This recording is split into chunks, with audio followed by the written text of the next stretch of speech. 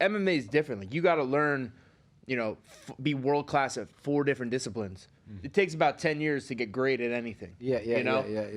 So you know what I mean? You putting all that time, dividing all that up, right around like 35, I think that's when people tend to like hit their prime. That's where most champions, especially and the higher the weight class goes, like I think around like our division, like 35 is around the prime. Lower weight classes probably around like 32.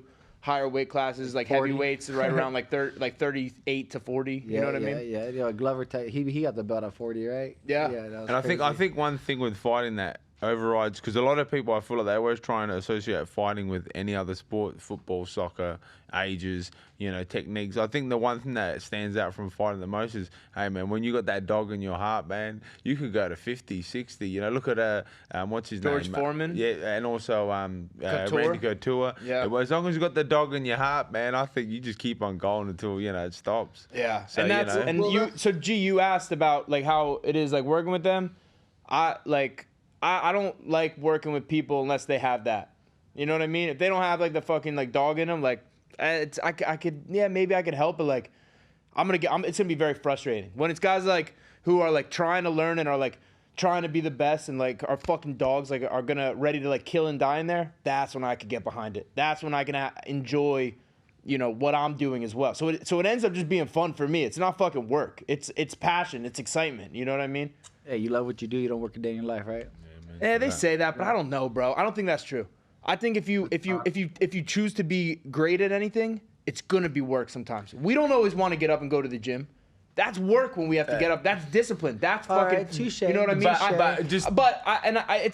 But we get to choose what work we want to do. That's right. We choose the work that we want to do rather than what people don't want to do. We chose our field. Yeah. We weren't forced into this. And some days you don't want to go to practice, but some days at practice I feel like I'm just having fun with my friends, like being a kid. You know what I mean? 100%. Yeah, but I mean, just quickly, do you see fighting as a job or do you see fighting as just what you do? Both. Yeah, you do. Well, I see. Yeah, I mean, I that's a good question. I see it as it's like such a part of me. Like it's something that's inside me that I feel bad for people who don't get to express this side of themselves. I feel like I see them and I feel like they're like veal. Yeah. You know what I mean? Like they're just stuck in like a cage or in a box and are just getting soft and like I know I'm addicted to it. Yeah, you know that's sort of my point. A lot of people went to that job metaphor, whatever the fuck you call it, is people are going to things they don't want to go to. We are going to the gym. It's even on the days we don't want to. We love the gym. All right, where else are we gonna fucking go? It's in our hearts. It's in our passion. You know what I mean? So back to your point, it isn't. You never go to work. You're only just going to the gym. Hey, but check this out. There's days we go to practice, we don't want to go there, but after it's done, we're so happy that we went. You can't say that with most jobs. They don't want to go, and then they're pissed that they had to go. You know what I mean? No, that's a good point. A good point. Yeah, but then they're happy on Friday. Everybody has their why. You know what I mean? It's that whole embrace the suck mentality, man. Yeah. It's what separates you guys from everybody else is that it's not that anybody can do it once. Anybody can get into one fight. Anybody can go, like you guys do it every day. You get up and do it when everybody else quits. You diet when nobody else would diet. You train when people would take the day off. That's why you have the status that you do, because you do things other people won't do, and that's why you're treated like other people aren't treated. You are special.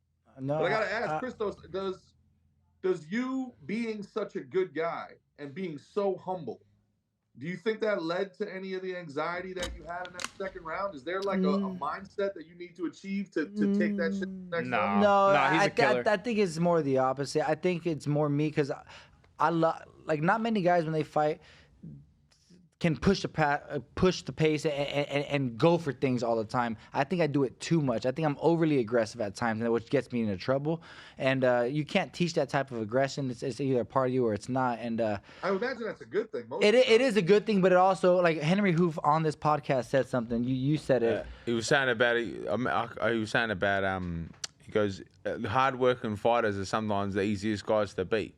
because they're always going to be coming at you with something. Yeah. And he goes, I'd rather guys that more of a, sits back and picks his shots, picks his time. So it all plays a part. You do need both, but like at times I feel like I'm just overly aggressive, which can lead me to get in trouble. So I just gotta learn how to balance it out a little bit, and I feel like that's gonna help take me to the Maybe next you've got to step, bring for more sure. of that nice guy. And I to just think- be able I to think- adjust. I'm okay to push forward, but I got to learn to adjust and not always have to push forward, and learn to have them, to force them to kind of push the action. And I on me think a it's a little bit. it's a misnomer that people think like being a nice guy.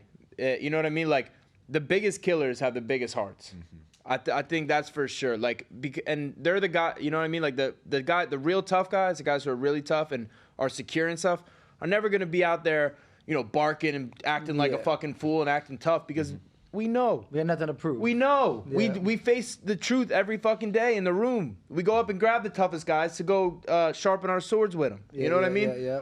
It's the fakes. Those are the ones that are out there. Do I do UFC, bro? those faggots. You know what I mean? Those give people a bad name. You know what I mean? That's I think I think that's his character as a man is why he's where he is, and it's why he's gonna keep good things are gonna keep happening to him. Why I am confident that we haven't seen the best of Christos yet. It's coming. It's coming. You've got to see glimpses. But speaking of sharpening our swords, this guy's been sharpening his sword because he got a big fight coming up October 28th. October 28th. Let's talk We're about that a getting our little bit. asses flown down to Alaska. Yeah, Flown down, up. We're going up, Yeah. eh? Well, where are we going here, Chris? We're going north. What's happening? We're here? going north. We're going northwest. We're going northwest. Because We're I going- only we go going- off the flat Earth, by the way. That's Yeah, why. I know. Okay. I know. Look, we're going to Solid as a Rock Fighting Championships in Fairbanks, Alaska. It's their 24th event, October 28th. Tony's fighting for a belt out there. Going to go out to Australia. 5 rounds. Go out to Alaska. Alaska, The yeah. Australian in Alaska gonna go beat an Alaskan. I think I might be the first ever Australian to fight in Alaska. You might be the first Australian ever to go you're there. The first guy from down under to go up over. But Tone, why'd you choose these two guys? Why'd you choose Christos and Mick to be the corner? Look how handsome these two are. Wouldn't you pick Know them what as well? I need to be the handsome one. I think uglier guys, so girls think I'm handsome. By far. Well, to be honest with you, I really respect both the boys as athletes and as friends. And I mean, hey, once you've worked with them, you know why you're going to hang out with them. You know, I mean, these two teach me so much every day as a martial artist. And honestly, I was telling Mickey and I told Christos today, the good thing with them in my corner is I 100% believe every single word they're telling me. And I think that's a big thing about a corner. You got to have the faith and the confidence in the people in your corner because they're giving you those vital, instructions. And I truly believe in these two. And I mean, hey, their skills speak for themselves. Well, since you've came down, it's cool to see the growth that you've gone through already. Yeah. Because I remember in the beginning you had no wall defense. You know what I mean? And now I can't even be taking you down against the wall as much. You know what I mean? So that's the fun thing about this fight. I'm really excited because I finally got this elbow fixed up, got 2 arms again. I did a full camp in America, and I've been learning with these guys. With Christos, I've been training since I've been here, so 7 months, and I'm just really excited to get in there and perform. You know what I mean, and actually put on a fight that I can enjoy and look back and be proud of. Like my last fight, I was a bit disappointed in with the scattered camp and whatnot, but that's just excuses now. But now I've got I believe my best foot forward, and I'm just really excited to get in there and punch on.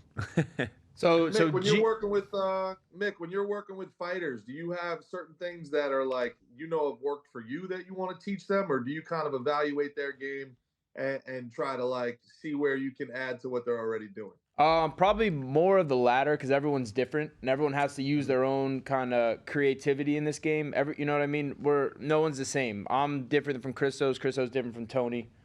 Tony's different from me. We're all different, but there are certain principles that I learned from especially from David Adib with the jiu-jitsu and the ground stuff where it's like guaranteed shit. Like if you do this and you do this first, it's gonna lead to this or this. It's like, you know what I mean? It's just gonna work. So there's a lot of stuff where it's stuff that I've been taught that I know works that I give, but also, I see all right, he's good with this. Christos is good here. Tony's good here. And then, there's more you can add to that, So it's a little bit of both. But G, just so you know, and for the people at home, they're going to be streaming this event. This is going to be the first one that they're streaming. So people will actually be able to watch. You know, you guys are getting to know Antonio, and you'll get to see me and Christos lead, having his back in combat. If you follow Solid as a Rock FC on social media, they'll let you know where you can and for the watch. viewers at home, they're telling us that this is the best card they ever put together. So this is one you guys are not going to want to miss, especially having Spartans on it. Yeah. We got 2 Spartans coming out to Alaska. Yeah, dog. One going to war. Yeah. Hell yeah. All right, mixed picks or. Yeah, we'll get into mixed picks in like a minute. Anything else, G, with that you want to get into, or you want to save for Monday? No, we'll just save it for Monday. All right, cool. But yeah, bro, it's gonna be fucking exciting. I'm excited. Go. I mean, we just did the thing with Christos, where me and Tony had to feel those vibes, where it's like, you know what I mean, where you were handling it like a G all week, weight cut, everything perfect. You know what I mean? Just handled everything, every moment you were locked in, and then me and Tony were in the back like, fuck, I'm getting nervous. Yeah, I was worried about wearing grey today, bro. Bro, Tony, I gotta send the picture to Christos to Christian. He was sweating through his shirt because like we talked about on that episode that they made a clip on my Instagram where it's like a sudden nervousness because like, yo, you're about to send someone into fucking combat. You're about to send someone into combat where their dreams are on the line, their fucking health is on the line. Let's call it like it is.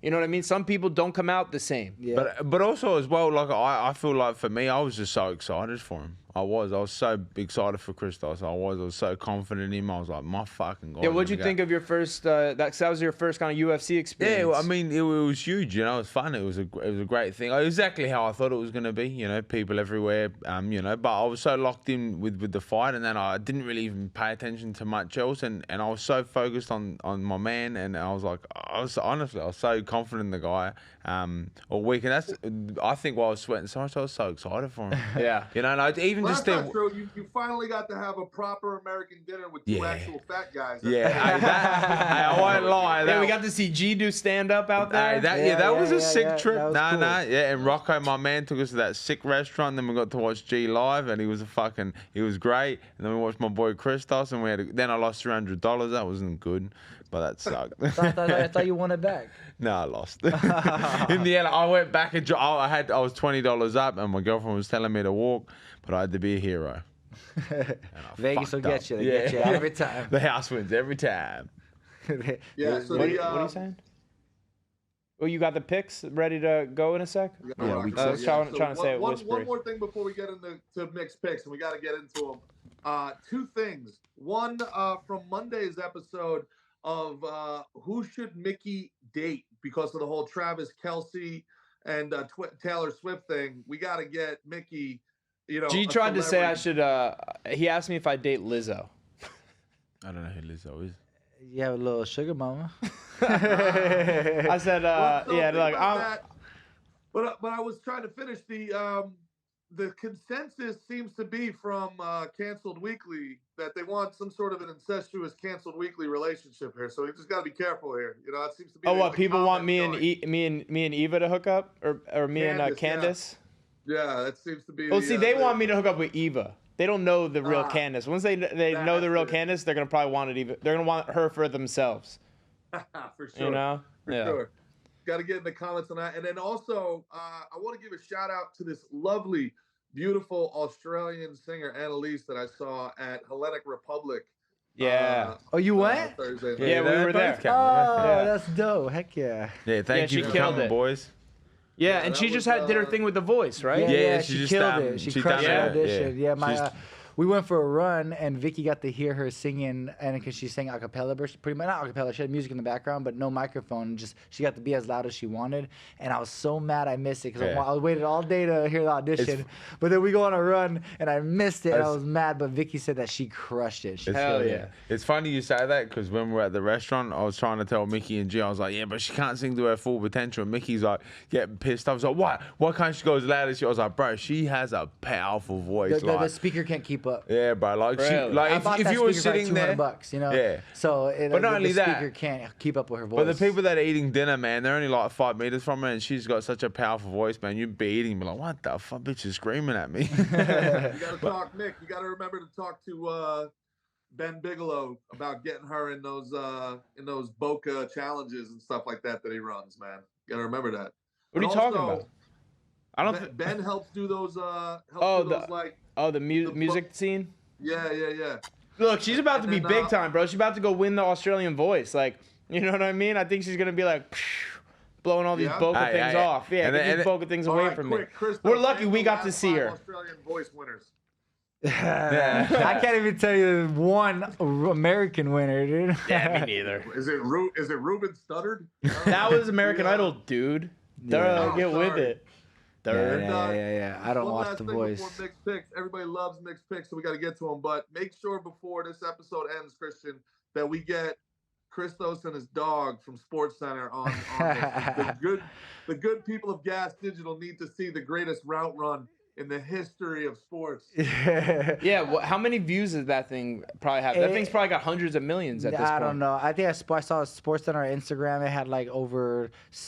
Well, this a while back had over like 6 million views. And but it was on like House of ESPN Highlights. had millions of views. My video has like 300,000 almost views. They're spread out with a bunch of videos. People keep posting them up. So yeah, it probably has at least 100 million views. That's fucking cool. You should send it to Daniel Jones in his wide receiver room and let him see how it gets done. That would be great. Bro, you're lucky. You got to see the next video. My dog can play some defense too. Dude. That's coming soon. Yeah, do you have an Instagram for the dog yet, or just follow your Instagram? Nah, my TikTok. I post on my TikTok, I guess. Yeah, because I don't really use TikTok, so I just made it more of my dog's account now. So. All right. But I might post that pop one on your gram too. Yeah, I'm gonna pop That'd this be next good. one on my gram first for sure, because TikTok's not getting any steam anymore. You know, it's hard to know which videos are gonna blow up. But this next one's funny. You know, he's playing quarterback. I'm playing receiver. Yeah, what are you wearing in that fucking You don't video? want to know, bro. You gotta wait and see what I'm wearing. You gotta wait and see. It ain't much. Yeah.